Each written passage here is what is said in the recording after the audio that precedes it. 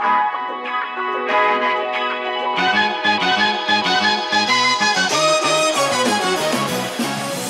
into Courtside Seats with Kroeger, a Charlotte Hornets podcast. Here he is, Chris Kroeger.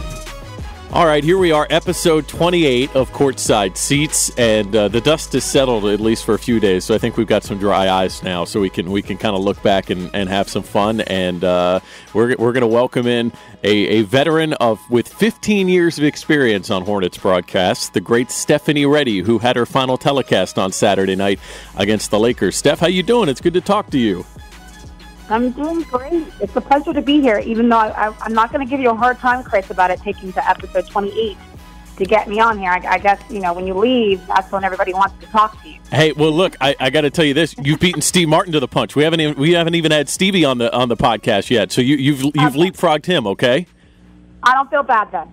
You're at the top of the totem pole, so it's good to talk to you. And, man, it was it was really a special night on Saturday. Take the result on the court out of things, but I know you probably had so many emotions. You and I talked for a little bit before the game on Saturday night, but that's just, that is what you went through on Saturday is the epitome of something being bittersweet, because it's the culmination of a career and what you've done here, and you've still got so much more to do, but what you've done here in Charlotte, but at the same time, it's sad because this is family and so many different levels to you. So that was the epitome of bittersweet on Saturday night.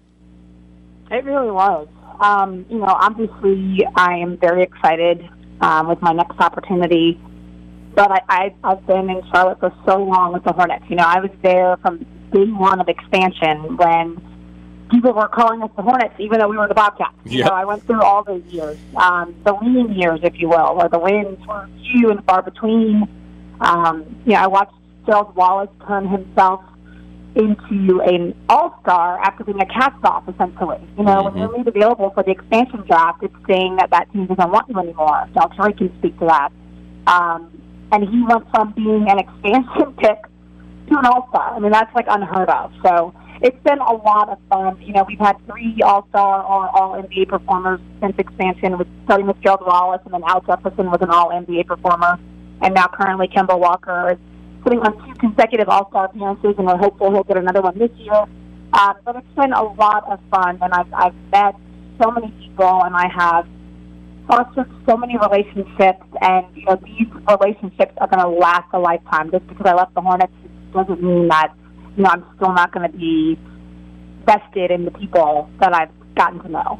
Well, and you'll always be a part of the Hornets and Bobcats family, so that's the exciting part of it. And there were so many great things that were done throughout the telecast. I was kind of watching. We're able to, at our radio spot, we've got, obviously, your telecast up, so we can't hear what's going on, but we can see. So it was kind of fun for me, even through pregame, to kind of watch you as I was getting ready for the game, and then during the game, during timeouts and in arena, what was done. What was the thing that maybe blew you away the most? Was it a person that you're like, man, or even if it wasn't on the air, maybe it was a text or a call you've gotten over the last few days? What's blown you away the most? Chris, there's been so many things. When it first went public that I was actually leaving, I was completely overwhelmed and bombarded with sentiment. People were expressing to me their congratulations and their well wishes and their gratitude. And I think that's what's hit me the hardest is, not just that people are wishing me well, but that they're thanking me. And so that's like, to me, it was like, wow. I'm so blessed and fortunate to be able to sit courtside at NBA games and talk about it for a living. That's beyond my childhood dreams, because I didn't even think that was a possibility when I was a kid. But I'm so blessed to be able to do those things, and that the fact that people are thanking me for doing that is just completely overwhelming. Completely overwhelming. I can't even pinpoint one thing. I think, a couple of weeks before my last game, it was 2 games before my last game, 2 little girls came to the tunnel area where I normally sit at the home games where the Hornets bench is. And they were across the tunnel from me, and they came down, and they yelled my name out. And so I looked over and smiled and waved, just thinking they were saying hello. And they yelled out together, "We're going to miss you." And that just broke me down. Just instantly broke me down, because it took me back to being a little girl, and there were no women on TV doing sports when I was their age. Zero. Like, none. And I grew up in a sports family. You know, basketball, I always tell people basketball is my first true love. I've loved it since before I can even remember doing anything else. So I grew up watching sports on TV, and not just basketball. You know, we watched football and baseball and boxing and golf and tennis. We watched everything in our house. But basketball was what we were most passionate about. And I remember, like, when I first started seeing women on national television talking about sports, I mean, I was well into, you know, junior, if not high school at that point. And it was still an anomaly. And I hate to say that in 2018, even though it's more common, I'm still the minority by a lot. You know, I've been in pregame coaches' pressers, and I look around the room, and I'm the only woman. So to me, it's like we've come so far, but we still have so far to go. So those two little girls, that really, it made my heart explode with love and joy, and it hit me like a ton of bricks. But the actual last night, Saturday night, there were lots of layers. You know, it kept coming in waves, as you mentioned. The pregame show was really hard for me to get through because my crew was gracious enough to allow me a few moments to say thank you and to say goodbye to all of the organization, both the Hornets and Fox Sports, but then also the fans and my family. That was hard for me to get through. And you can hear the results. My voice is still like scratchy and creaky, you know, days later from all the crying that I did. I told my husband, I said, I don't think I have any salt left in my body, so I don't know what's going to happen. I cried so much on Saturday. So that was really hard to get through. But what blew me away that night, in particular Saturday, there were two big things that just hit me really hard. One was the players.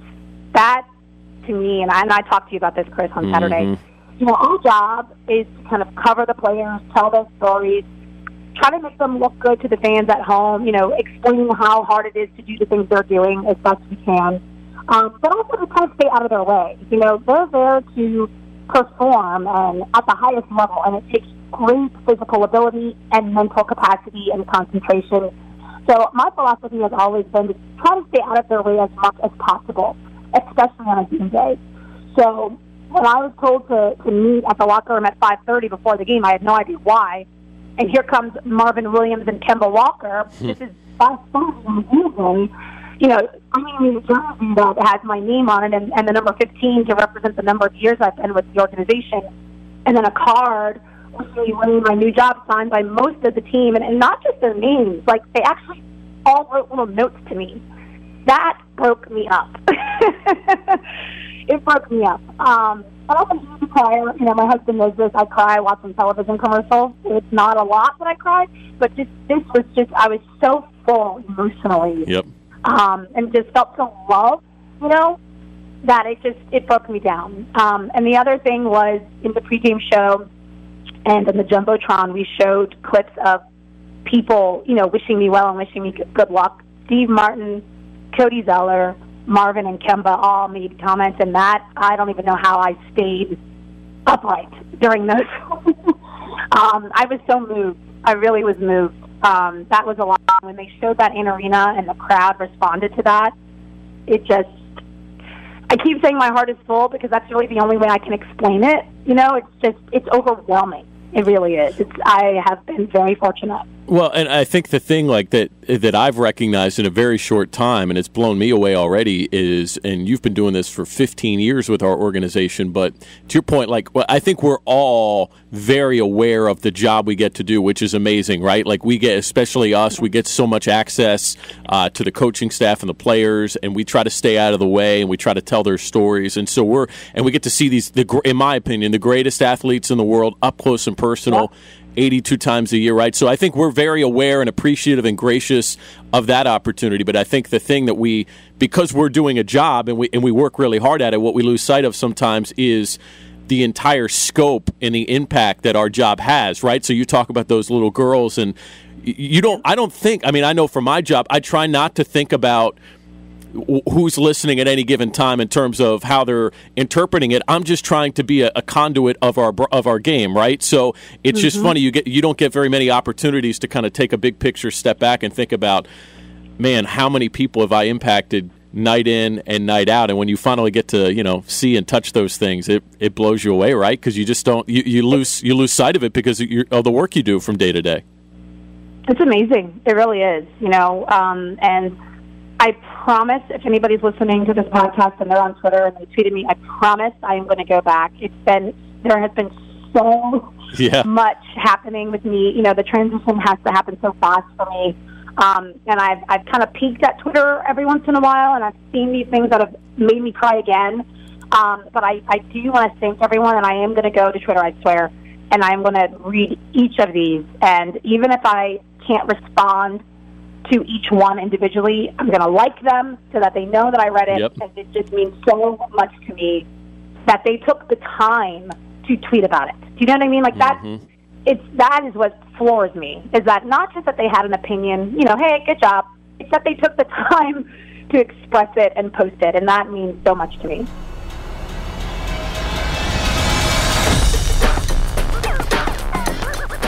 So let's talk about how you got started, and it all starts growing up in Maryland. When did sports come into the picture? You said you were watching sports, everything growing up as a kid, but when did you really start playing basketball? Because you're one heck of a basketball player. So when did that come into the picture for you? What age was that?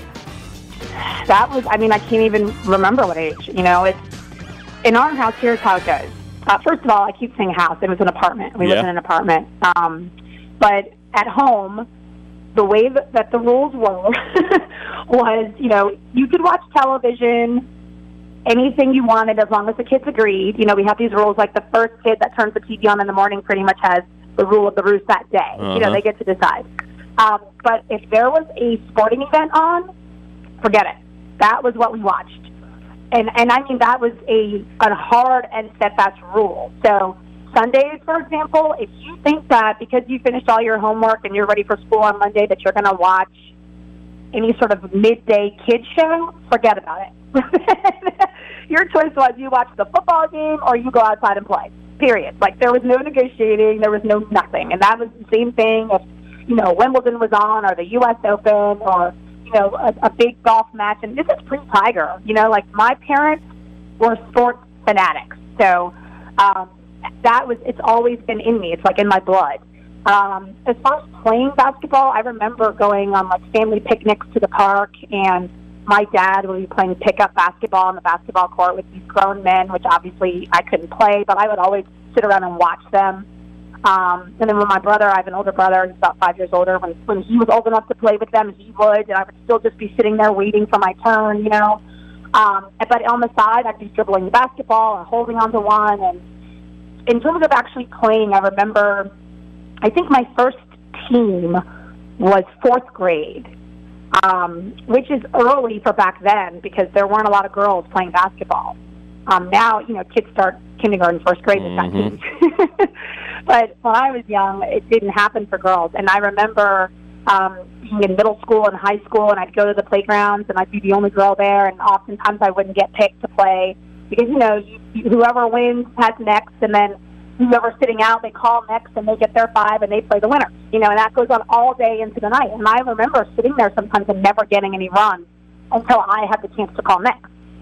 But all that changed in high school because we started going to these playgrounds, and I would, bring my 5 with me. I had 4 neighborhood boys. I would make the 5th. And sometimes we would get in the car and drive to a park where we knew they had good runs. And we would get there, and we'd say, who has next? And we'd call next after that. Us, yeah. And so we had our 5, and we'd keep our 5 because we knew that was the way that I could get on the court.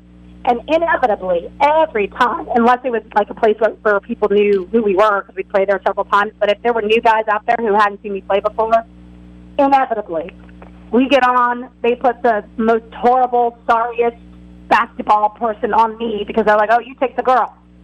And, within, a couple of possessions, they're cussing each other, yelling, switch, I'll take her, you're terrible.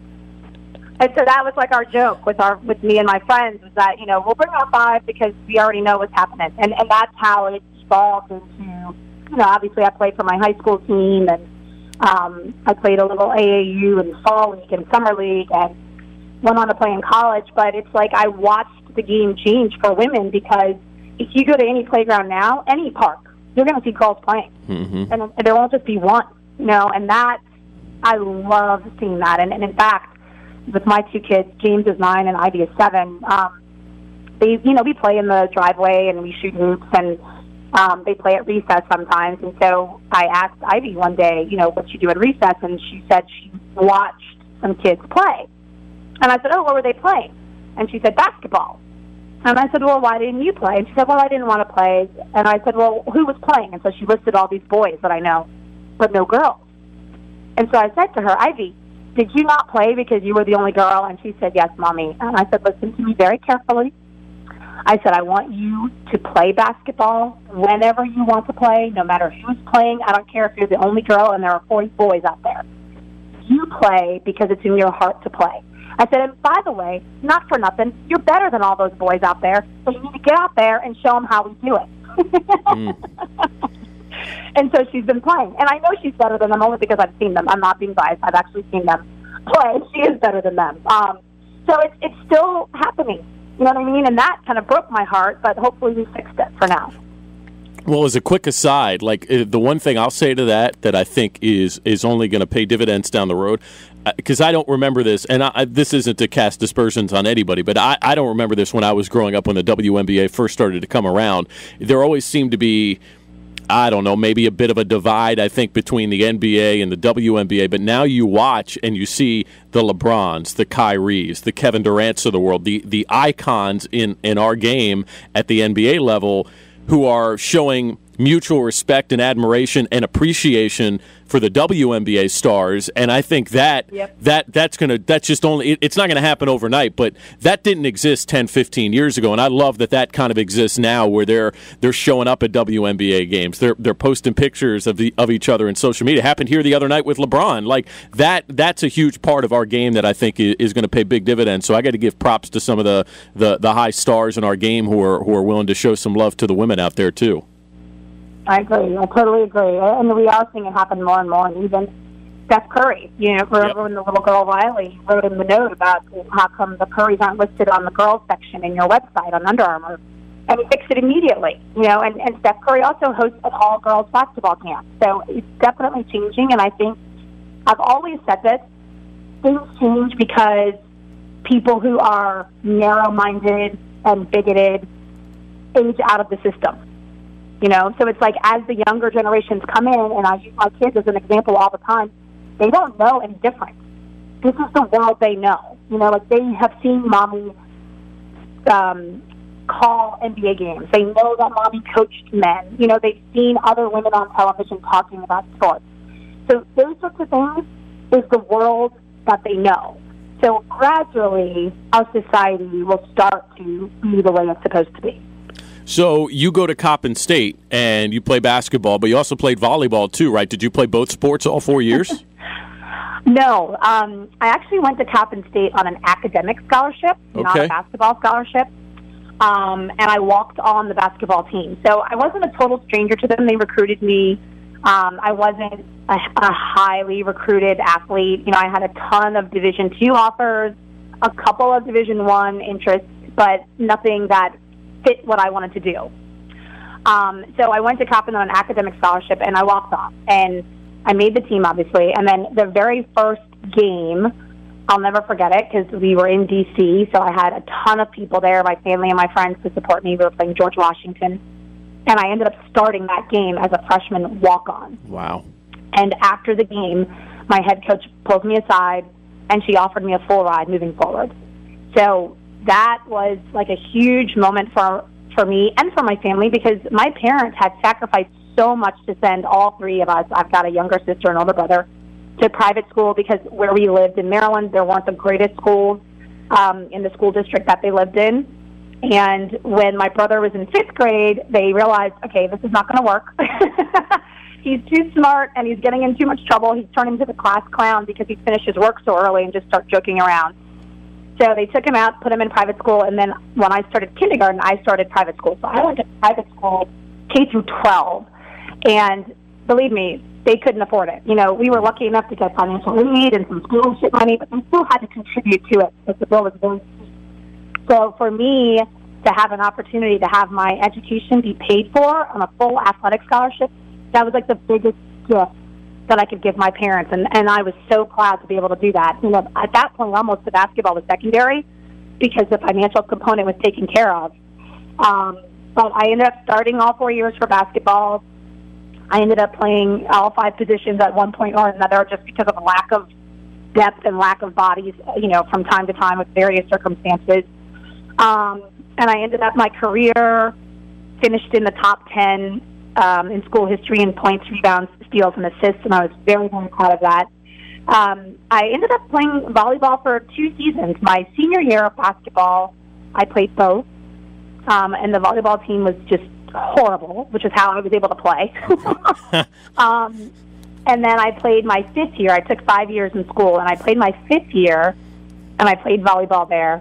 And actually, it's funny because that little, like, I don't want to say detour, but that little, like, turn off of my career ended up putting me where I am today because I was on that volleyball team.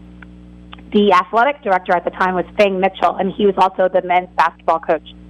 He asked me to be the head volleyball coach when I graduated.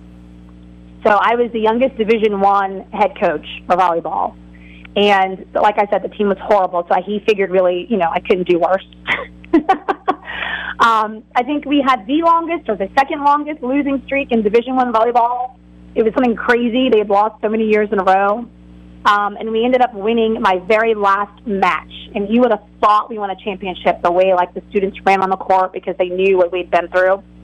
And after that season, as soon as it was over, Fang Mitchell offered me a position on his staff, on the men's basketball staff, because he knew how much I loved basketball and how passionate I was about basketball. And he figured if she could turn around a volleyball program, you know, in one season, then she's going to be an amazing basketball coach. And that's what started my trajectory because I spent 2 seasons with him as a full-time recruiting assistant on the men's side of Division I basketball. I was the first to ever do that. Bernadette Maddox was the first Division I female on the men's side. Rick Pitino hired her in Kentucky, but I was the first full-time recruiting Division I female athlete on the men's side. And then because of that, I got some exposure because of that. When the D-League started, it's currently the G League, but at that time it was the D-League. Yep. When they started, they were looking for coaches who were kind of like up and coming to be in their, you know, pipeline.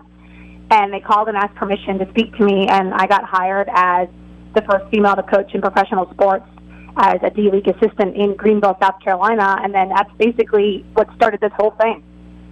And so, by the way, 2 things, because my research, I think the losing streak was 129 games. Does that ring a bell? Look at you. I think large. So you put an end to that, but I have no idea. But how wild is that? Truthfully, like your start in everything, in coaching, which then led to broadcasting, which we'll talk about, but is all due to you stepping in and doing a good job, not even a good job, a great job coaching volleyball. Like, it's just weird the way life happens. Right. And I've always believed this, Steph, and you've coached, so maybe you can tell me, but if you can truly coach, and you're really good at coaching, not you've tried to coach and it didn't work, but if you're truly good at coaching, I think you can coach anything because it's leadership to me. Now, you might have to learn some things along the way, but like for you coach volleyball, you played volleyball too, but like if you can coach volleyball, you could go coach soccer or tennis or whatever, because to me, a lot of that is they're translatable skills that ultimately relate back to leadership and communication. Oh, I totally agree. I totally agree with that. And I just want to say, you know, obviously I don't think that, you know, just because you can coach one sport at a certain level means you can coach a different sport that you've never played or exactly. at that same high level. But I will say this, though, and this is something I learned from Fang Mitchell. He's been my mentor and like a second dad to me for so many years. When you are in a leadership position, what makes you really good is recognizing your weaknesses. So many times people think that, oh, I'm a leader, so I don't have any weaknesses. That's not true. You're human. Everyone does, right? So you have to recognize what your weaknesses are. And just because it's a weakness, it doesn't mean you're horrible at it. It just means you're not excellent at it, right? So you recognize what those things are, And then you surround yourself with people that are really strong where you're weak. So that's why what you're saying is true, because you could be a head coach in, like, for me, let's just say soccer, because I never played it growing up, right? I could be a head soccer coach, and I could understand that it takes repetition and practice and skill work, right, to get better. I may not be able to teach you that skill, but I can go hire an assistant coach that can be an excellent player development coach, right? I understand logistics and travel and scheduling and all those things. So, yes, you're right. It does carry over, and part of being a good leader is understanding I need people around me that will help me be stronger.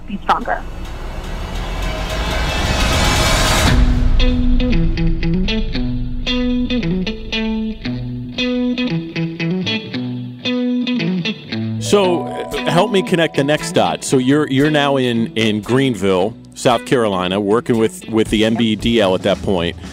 How do you go from doing that and thinking, because at that time, correct me if I'm wrong, you probably thought, this is my future, right? I'm going to coach at some level, right? And you thought you were on the trajectory to keep moving down the pipeline, but then you take a detour and get into broadcasting with some expansion team in the NBA called the Bobcats. So how do you make that jump? Because you hadn't been doing any broadcasting, right? You were just coaching at that time. That's exactly right. So I did that for 2 seasons. We won the championship my first season, and then after the second season, the team actually folded. So the Greenville Groove did not exist anymore. And unfortunately for me, the timing was horrible because all the coaching jobs were filled at that time of year, college, NBA, whatever. It was just a horrible time. So what I ended up trying to do was to get into broadcasting, but it's a slow, steady process if you're lucky, right? Mm-hmm. So I did some Furman games, which is right there in South Carolina, on the radio. I ended up doing like some work for NBA TV. At that time, they were out of Secaucus, because I did have my NBA connection from being a coach in the D-League. So I did like some stand-ups, some preseason game stuff, just minor stuff. That may or may not have even made air. Who knows? But what happened was, while I was coaching in the D-League, they had a package deal with ESPN. I think it was ESPN2, maybe, that they used to televise our games. And so one of the analysts that worked that package was Ed Tapscott. So I got to know Ed Tapscott over my D-League years, because we had a lot of people in common from coaching, because from his coaching days, he's coaching college basketball too, and he knew Thane Mitchell pretty well. And so because Thane Mitchell had such a staunch reputation, which is truly how I even got the D-League opportunity, because everyone knew if you could survive working for Thane Mitchell, then you were definitely on your job, because he has such high expectations. He doesn't take any crap from anybody. He's very hard to work for. I'll just say that. Mm-hmm. And so Ed Tapscott knew that, so we used to joke about that a lot. So we developed a really good friendship over those 2 seasons. And so here comes NBA expansion right up the road. It's like an hour and a half away, and from Greenville to Charlotte. And Ed Tapscott is named president of the newly formed Charlotte Bobcats. So that was exciting to me. I was so happy for him. He's getting this extraordinary opportunity. He ended up taking some people that were from the D-League with him. Carl Hicks comes to mind, to work like really high in the executive suite with him. And I knew a lot of these people from my D-League experiences. And they also knew now that I was not coaching currently. And I'll never forget, Ed Tapscott called me just one day out the blue and asked, what did I want to do? And I was like, what do you mean? What do you mean what I want to do? I want to work. And so, right, exactly. And so we talked about all these different ways that I could, help with an NBA franchise. Would it be in human resources? Would it be in marketing? Would it be, because of all these things that I just naturally have an interest in. And also, I just want to backtrack just a smidge. When I was a student, I was a really serious student athlete. I loved sports, obviously, but I took my education very seriously. So while I was a student at Coppin State, I played basketball for 4 years, volleyball for 2, but I also was a freshman peer mentor. I was vice president of the psychology club. I was a founding member of Psi Chi, which was the National Honor Society for Psychology, and I was vice president of that. So I did lots of things on campus. I ended up graduating cum laude. So I'm saying all that because I want everyone to know that it's not just the basketball component that got me my opportunities, but also my education and people understanding how serious I take preparation and hard work across the board. So when we were talking through what would be a good fit for me, because Ed, of course, is freshly out of television, he thought TV would be great for me because, as I've told you before, Chris, I like to talk a lot, and you know that. And I'm very passionate about basketball, so, why wouldn't that work out for me? So Ed Tapscott is the reason why I got, a first full-time opportunity in television. Now, before that, I did end up doing some ESPN college games, women's college basketball. I did, their, they call it February Frenzy, where they do lots of games, and they're kind of testing out everything leading up into the tournament in March. I got, a few games from them here and there, not a full package. But it was great exposure. It was a tremendous opportunity for me to learn from these high-level professionals how it works. I got to work with people like Mark Jones and Doris Burke, and, the names go on because I did end up doing some March Madness for them as well as a reporter. So I got some good experience before I actually started with the Bobcats, but very little. The Bobcats was my first full-time television job where, okay, this could be an actual career path for me. So when you first took the air for the first time as a sideline reporter on the telecast for the Bobcats, how nervous were you? Because you had done broadcasting, but now you're in the NBA and right. you're doing stand-ups on TV. Were you more nervous than you had ever been, or did you just kind of treat it the same way you would treat it every other broadcast you had done to that point? No, I was very nervous, very, very nervous. I mean, you're talking about the highest level of basketball competition in the world. Yep. For someone who grew up loving the game, I never in a million years thought I would be standing on the court. I'm not outside the building doing a report like the local news guys do, and I'm not disparaging them at all. I'm just saying, I was standing on the actual court. Players are behind me, warming up or playing, and I'm on television live. Yes. I was absolutely nervous, and anybody who ever tells you that they weren't is a liar. It's a huge deal, and actually, on our pregame show Saturday, I brought up being nervous, how it's okay, is one of my keys. It's okay to be nervous, and I preach this to my kids all the time. If you're nervous about something, it just means you care about it. Yep. It means that you're passionate about it. It means that you have a vested interest on how it turns out, So it's okay to be nervous. It's just how you handle that nervousness. You have to figure out how to use that nervous energy and make it come out for your benefit. Do you ever remember, and I don't know if it ever completely went away, but do you ever remember maybe the first time where you look back afterwards and you're like, you know what? I'm comfortable now, right? Where not that you let your guard down and you didn't still work the same way, but where you didn't feel like, because I think everybody gets to that point, and it's a good thing to get to in whatever craft you have. But do you remember that point where you look back and you're like, you know what? I belong here. I'm good enough. I've earned this responsibility. I've earned the right to be here, and this works. Do you remember that moment where you look back and you think, you know what? Okay, I'm settled in, and now let's go. This is my job every day. Yeah, it's funny. I can't pinpoint a moment on air. Yep. When that happens, because I think it's so gradual when it happens. It would be hard to pinpoint it unless there was something, like a specific moment. Yep. Like an event or something. But I do remember I had done I know I had finished my first season, but I think I had finished my second season with the Bobcats. And I mentioned I had done some work with ESPN on the women's college basketball side before. Not a ton, but, some. I knew the producers there. I knew the coordinating producers at ESPN. And I got a random phone call asking me to fill in to do WNBA games as a sideline reporter. And I was like, great, let's do it. So they're national, obviously, because they're on ESPN. I was super excited. And we were headed into the playoffs, or I think maybe the first round of the playoffs. But the way they pitched it to me was just I was filling in for someone else. I was not going to get the whole package. I was just sliding in. I was going to do one, maybe two games. It was summertime, so obviously the NBA schedule was finished, and I was available. So I said, great, let's do it.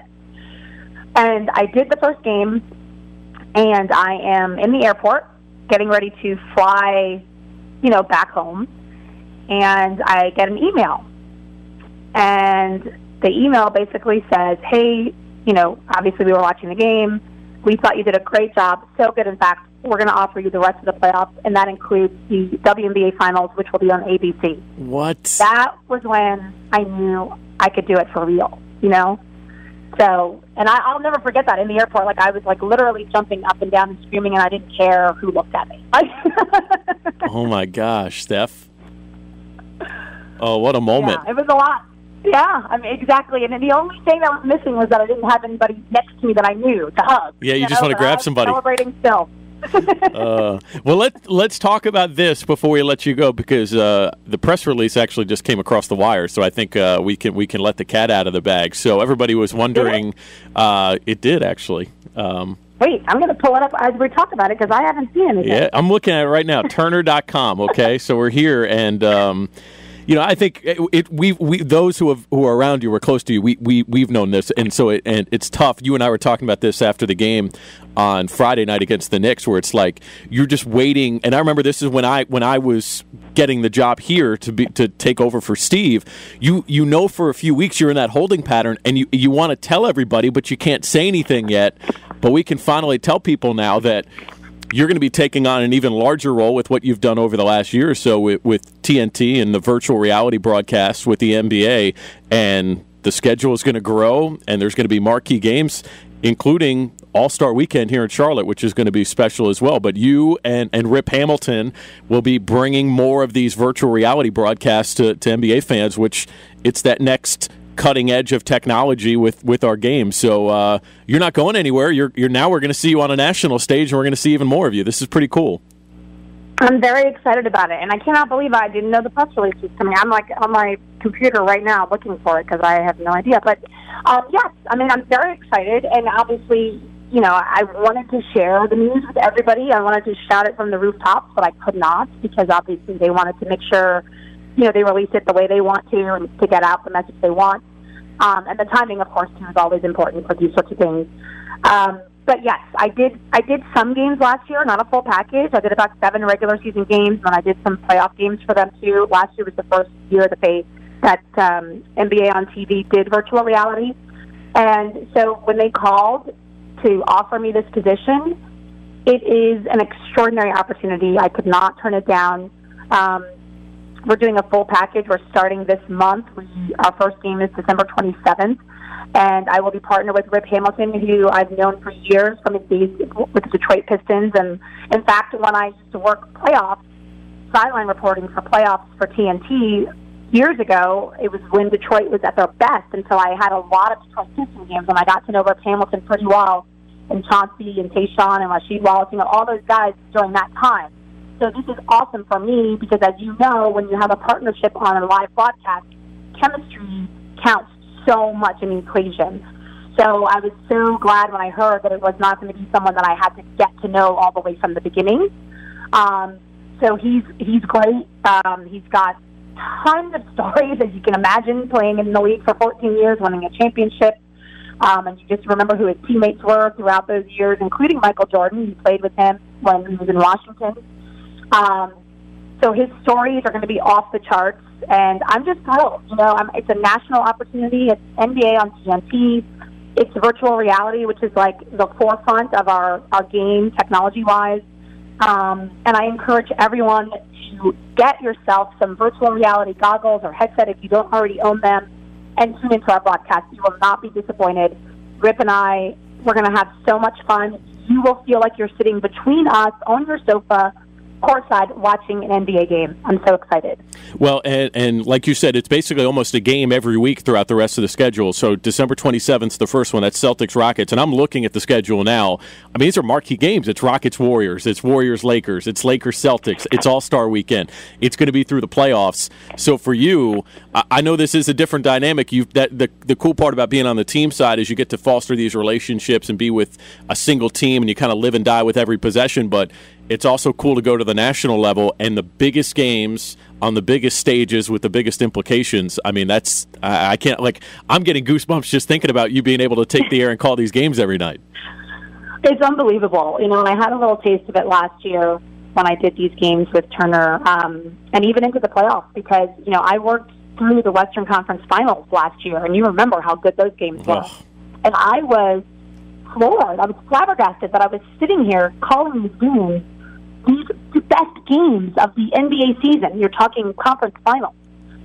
So, yes, that to me is very exciting. I get to call the marquee teams and players, throughout the NBA season, going into the playoffs, and it doesn't get better than that. It doesn't. I mean, like I told you before when I, first started doing sideline with the then Bobcats, how even as a child it was like beyond my wildest dreams because I didn't think it was a possibility. Well, this is right there in that same box because now I get to call games on a national level and with the best teams. Like it's more than I can fathom sometimes. So I'm thrilled.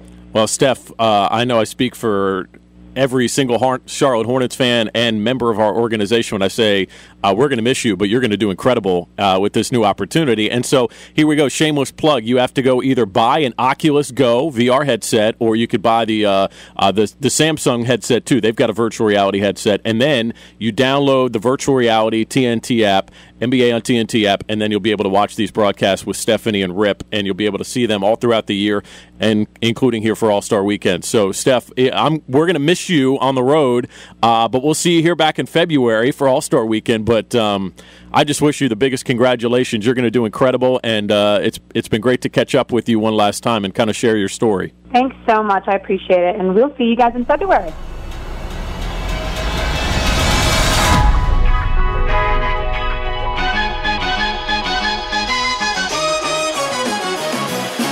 All right, that's Courtside Seats, our Charlotte Hornets podcast. If you've missed any of our previous episodes of Courtside Seats, you can find us on Apple Podcasts. Just search Courtside Seats. You could search my name, Kroeger, Kroeger, Charlotte Hornets. You'll find us. Just click subscribe.